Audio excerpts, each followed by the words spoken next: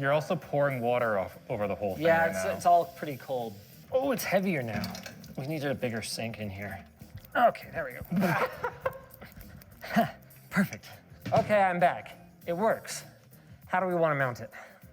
I had a couple ideas. The one that I like the most, because it's kind of just the most dumbest, is to just put it right on top like that. I mean, we've got these handy mounting pegs, one of which kind of sort of fits there. Yeah, and then I was thinking just like metal down here, straight across, and then just steel strapping onto the top of the case. So it's kind of like a performance fin. Yeah, like we could use this. That would make my life a bit easier for attaching it to here. Yeah, we could have it come off at an angle and then have a flat plate on the bottom, I guess. Okay, I actually just had an even better idea. So we can still use that L bracket stuff, but then we can attach it to this good old 80-20, create a little frame that goes on top, and then we're able to steel strap that down. It's gonna be, I was gonna say beautiful, but it's gonna be something.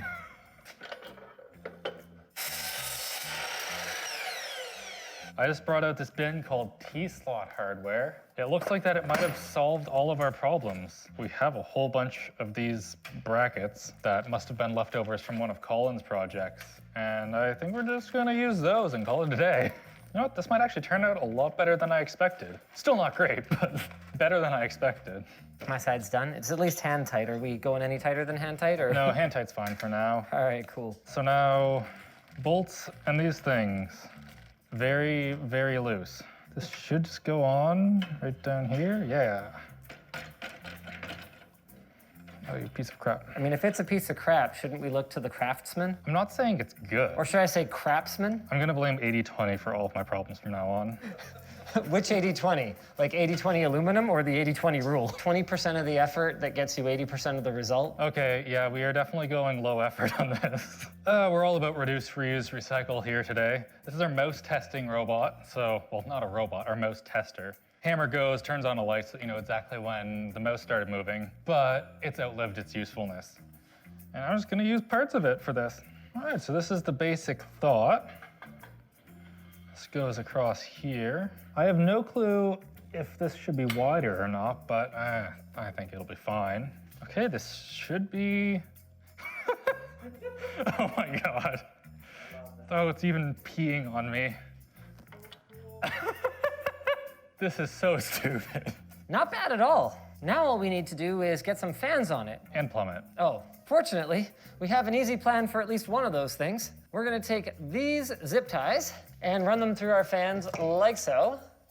Ha, see that? 2 zip ties per fan? Oh yeah, more than that was never an option. Yeah, we've kind of outdone ourselves here. I mean, if it's stupid and it works, it's not stupid. So there's a couple ideas of how to do the tubing. For the transmission one, it's easy. We have just adapters that Perfect. work. Love it. For the bigger ones, I have a really terrible idea. I love it. So we have a bike inner tube here. I don't know why, but we do.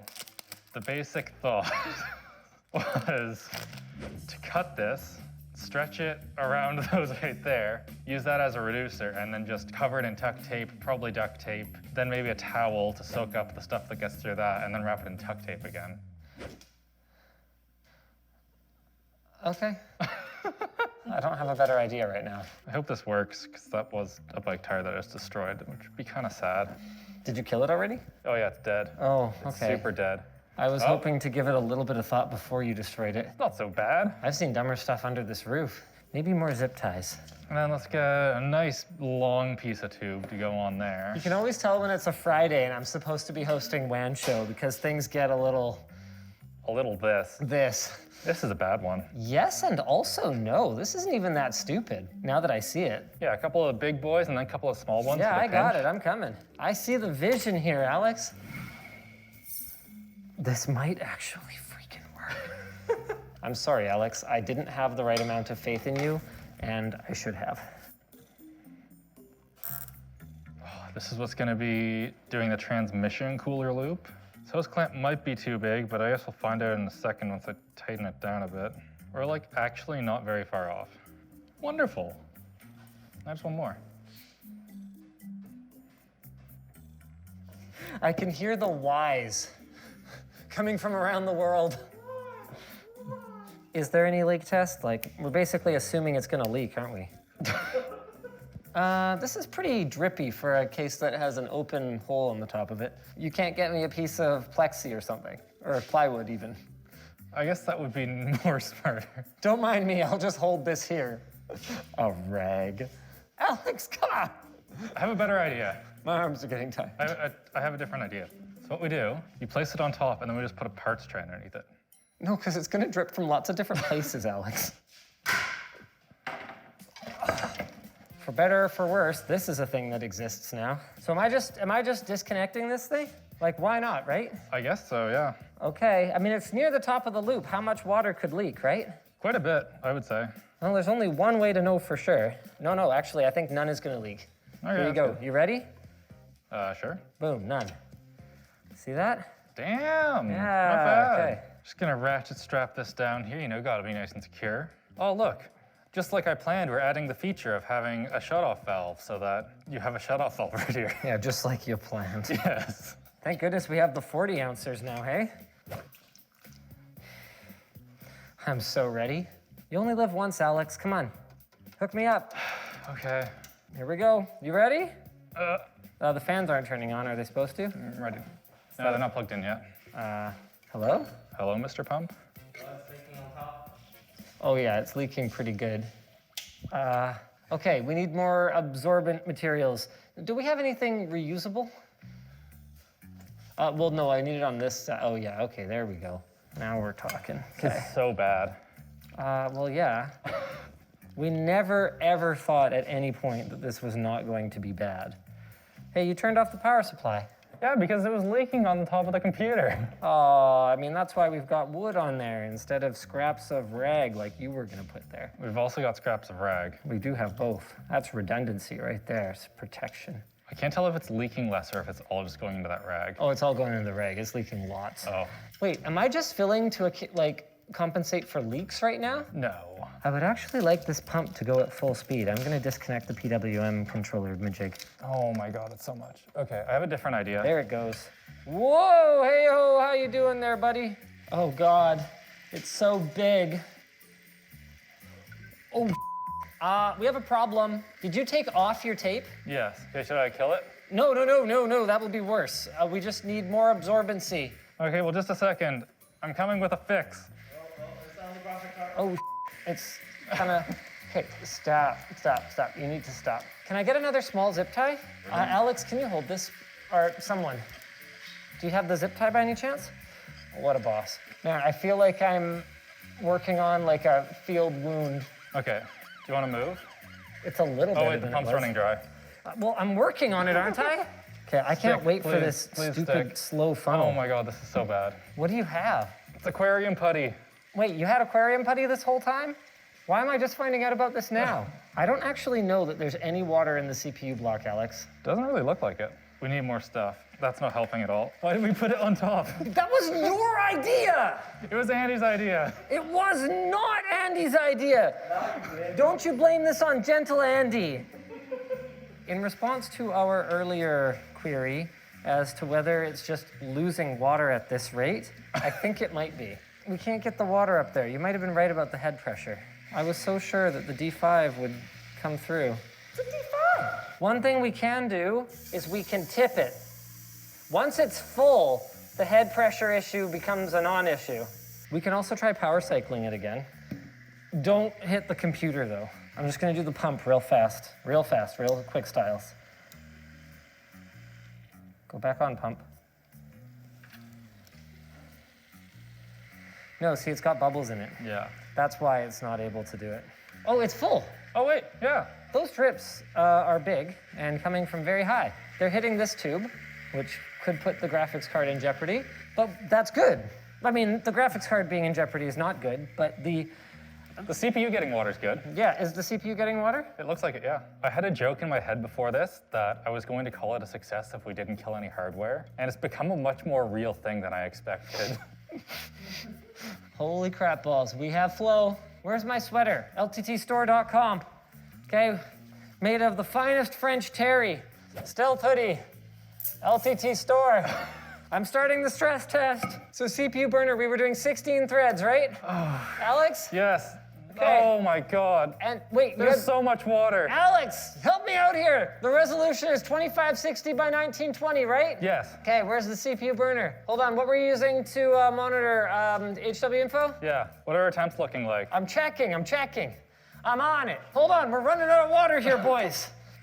Good God, we are losing a lot of water. Are the fans even running, Alex? No. Well, why not? What have Can you go been doing grab this some whole time? Molex extenders. I've been making sure that we don't kill the system. Yeah, well, that's going great, isn't it? It is. It's not dead yet. Does this have Molex on it? Because we does, could use yes. this one. Oh yeah, that works. Oh, wow, this is dripping more than I thought. Andy, do you Yeah. have footage of this? Yeah, this is all for nothing if we don't capture it on video. Oh, crap, the pump's about to run dry. Do we have fans spin? No. What? No fans are spinning? Oh, crap, there's a lot of... What's going on here? I think the pump is not pumping. Shoot, it's overflowing. Come on, pump. Come on, baby. Oh, she's leaking water. We're getting almost no flow to the CPU. Jumper. Fans on? Fans not on. The power supply is not connected to the test bench. Ah, that would do it. We have flow to the CPU. CPU temps are holding. Our maximum is 77 degrees. Okay, that's better than No, before. well, that was when it wasn't flowing. We are at 67 max right now. Couple fans. We got four fans spinning. I just gotta add some more water. Why are the other ones not spinning? They could not be hooked up, I don't know. I just started chucking stuff. Oh on my the- God, this Molex connector is just absolutely gonzo. At what point do we just rip the pins out and chuck it in? Okay, I'm gonna find which rags are not wet and move them into spots where rags are wet. I've got more fans spinning now. Okay. Good news, our CPU is only 63 degrees. GPU's at 42, so that's also way lower than before. Okay, all right, we've got 6 fans spinning. Where's the rest of my fan connectors here? Alex, did you bring enough fan connectors? Oh, come on. Oh my God, do you have side cutters? It's a 3-pin, the fan's 4-pin, Alex. Yeah, that's better. Oh geez, we have another leak. Okay, can't so that see needs to go. anything. This also needs to go. Am I spinning another one? It's Yeah. got the paper towel in it, Alex. Wait, hold on. That's an industrial. Alex, we gotta top up the water. Just a second, it's leaking Hold on, really no, bad. it's gonna get all over the table if we don't top up the water. So the good news is 4.9 gigahertz on, what is that, 8 cores. We're currently at 65 degrees on the CPU, 45 degrees on the GPU, way better than before. This is clearly a win. You know, Alex, I think that it's gonna be very hard for us to evaluate the efficacy of the radiator when what's actually happening is we are just completely replacing the water with cool tap water every, probably 10 to 15 minutes. This is PC Do I have gaming another at its spin? I got best. another spin. The good news is that the transmission ones aren't leaking. That is good news, actually. Oh geez, the paper towels become saturated. Hold on, I need one more extension. Hey, why are you not spinning? Is it spinning now? No. How about now? Yeah! It's Oh. get the. I don't know how much longer we can keep this running, so we're gonna have to conclude it now. We are at maximum turbo on our CPU, 4.9 gigahertz on all cores effectively, because those threads that we're not using for the CPU burn test are being used by Firmark for the GPU. We are maxed out, so our hottest core is at just 63 degrees. That compares to over 80 degrees with our wimpy dual radiator. Okay, so that's a big 20-degree improvement. As for our GPU, let's fire up Firmark here. We are sitting right pretty at about 35 degrees. What were we at, 40 before? No, 60. 60.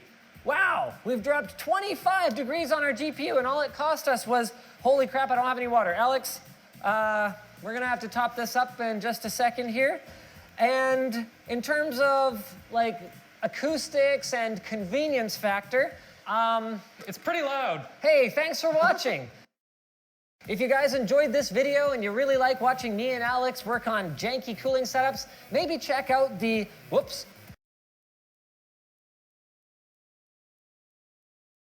Hey everyone, today I'm going to be making self-assembling wires that can even find their way through a maze. In order to do this, you just need a Petri dish and you put some aluminum foil around the edges of it.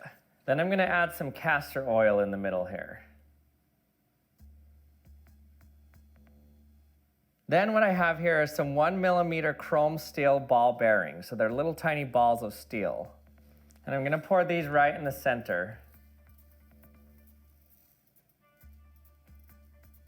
Now what's going to happen is they're going to assemble themselves together to reach the opposite electrode. I have a positive electrode in the center and a negative electrode on the outside of this dish. Now watch what happens when I charge this to an extremely high voltage. You can see that they self-assemble until they reach the other electrode. Whoa! That is so cool. Watch what happens on the bigger plate. 3, 2,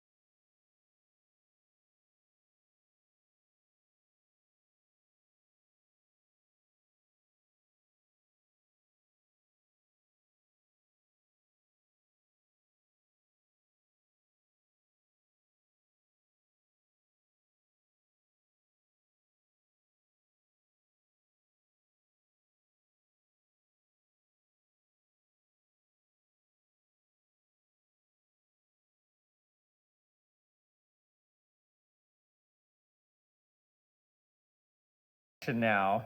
So let me explain what's going on here. You'll notice that as soon as we start the experiment, the metal balls kind of just spread out. If you've ever rubbed a balloon on your head or gotten static electricity by rubbing your feet on the carpet, you'll notice that your hair stands up. The reason this happens is because the hairs all get electrically charged with the same charge.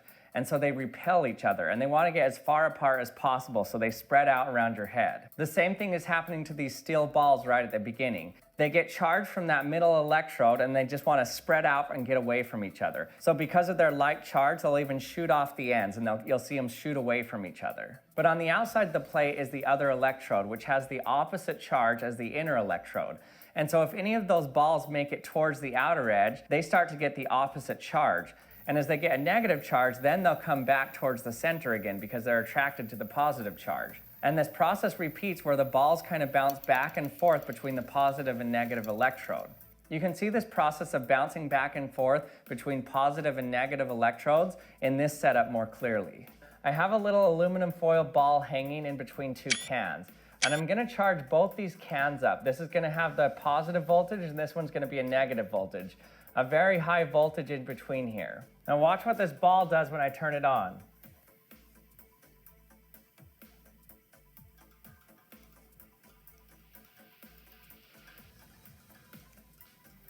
So it's jumping back and forth between the two cans now.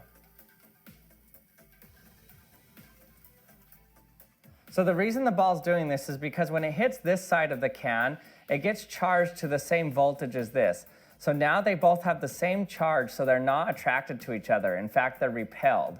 So it repels from this can and starts flying this way, and it's now attracted to this can. But then as soon as it touches this can, this becomes negatively charged, and so now it's repelled from the negative side. And then it hits the positive side, and it becomes positively charged and gets repelled from the positive side and goes back and forth, basically carrying a small, tiny amount of charge from one side to the other. Now we're going to see if they can actually solve a maze. I'm not sure if this will work, but let's see if we can get a bunch of steel balls to find their way through this maze to the other end.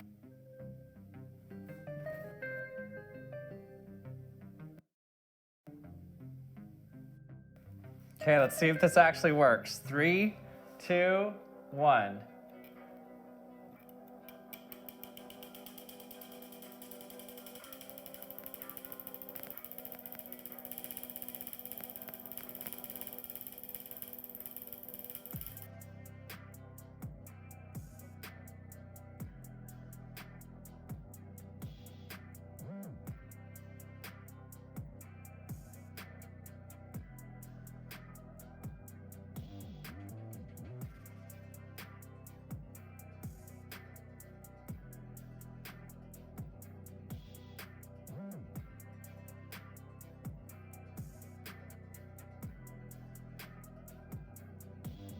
Now, because of the corners of the maze, the balls needed a little help, but they eventually got there.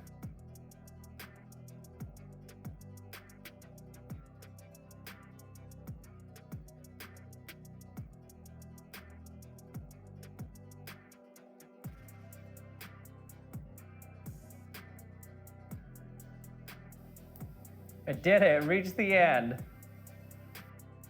You can see that wherever I put the electrode, the balls self-assemble to get to that location.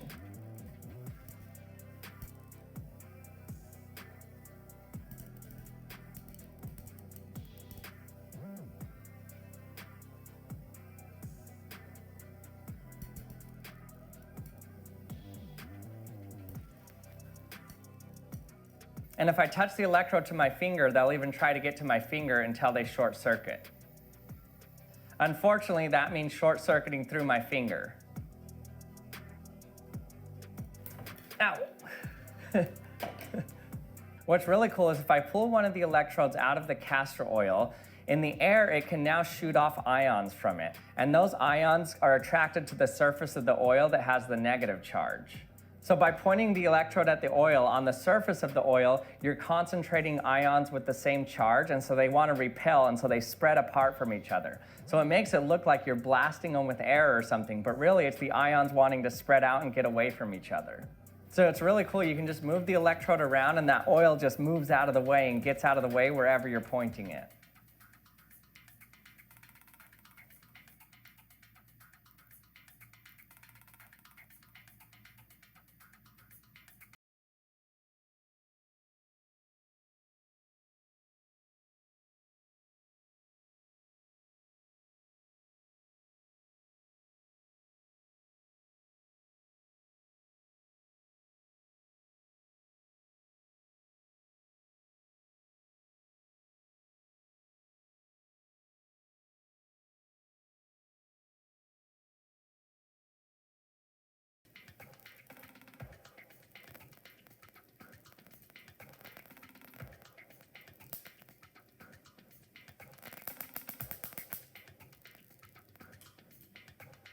And thanks for watching another episode of the Action Lab. I hope you enjoyed it. If you did, don't forget to subscribe if you haven't subscribed yet. And you can also hit the bell so that you can be notified when I release my latest video. And check out theactionlab.com to see the Action Lab experiment boxes and my experiment book as well. And thanks for watching, and I'll see you next time. Building weekly projects takes a lot of plastic, and with all the stuff I've been making lately, it's time to restock. Wait a second. Coming! What the hell? This isn't filament. Thanks to your liking, commenting, and subscribing, I am now officially a YouTuber. It's time to start acting like one, and you know what that means? A vulgar display of consumerism. We're getting flashy filaments, floppy filaments, shatterproof, heatproof, conductive, magnetic, ceramic, low friction, crystal clear, reinforced with carbon fiber, and infused with the power of red copper. Each of these materials has unique strengths and nasty weaknesses. So, to feature 50 filaments, we are forging a friggin' fused filament fabricated flotilla of fanciful frigates. Here is how and why to use nearly every 3D printing filament. Welcome to my 3D printer closet. I have loaded it with all the filaments we're going to use today, and I'm keeping them all at optimal filament preserving humidity. And I've packed this with all the toys that we're going to need if we want to print, like everything. Advanced filaments require an enclosure. Some materials will spew toxic gas as they print, and others go berserk if they're even touched by a cool breeze. You can create a makeshift enclosure by modifying some IKEA furniture or even just putting an upside-down box over your printer. But a purpose-built enclosure is going to be safer and more predictable. Got the gear? Now let's do the thing that brought you here. Print boats. Lots of boats. And we're starting with PLA, the People's Filament. Polylactic acid is the most common hobbyist filament, and it should be. It's cheap, it's safe, it's easy to print, it's available in tons of colors, and works on everything. You can even print it straight on bare glass, you psycho. PLA is technically both recyclable and biodegradable, but don't start hugging the trees just yet. It only biodegrades in an industrial composter, not a landfill. It is renewable. Most PLA is made of cornstarch or sugarcane instead of petrochemicals. Because PLA sets up at such a low temperature, printers equipped with cooling fans fans can do some pretty aggressive maneuvers, like really long bridges and aggressive overhangs. The other edge of the sword is that a hot car or even a hot sun can turn your prints into puddles. PLA softens at such a low temperature that if heat starts creeping its way back up the heat break, the filament will melt too soon and jam up the system. PLA Plus. This PLA has been alloyed or blended with other plastics to cover its weaknesses. PLA Plus is sometimes called PLA Pro or Tough PLA, and just like each manufacturer has their own brand name, there isn't a standardized meaning for what PLA Plus actually is. This inland PLA Plus from Micro Center withstands impacts a bit better and softens at a higher temperature. If your prints have to take some punishment like Nerf blasters, or you think they'll get warm like Nerf blasters in the sun, PLA Plus is just straight up better. If all you're making is desk toys and figurines, there's no reason to pay the Plus premium. Your classic stuff will work just as well and cost about 20% less. HTPLA. This is Protopasta's proprietary high-temperature PLA. It doesn't print any hotter, but it does allow you to heat treat it in the oven, which raises its glass transition temperature from about 50 Celsius to a scorching 160. That means this stuff won't melt even in the most brutal sunlight. HTPLA is great for car accessories, appliances, and really any place that brings the heat. Apart from that, HTPLA is identical to regular PLA.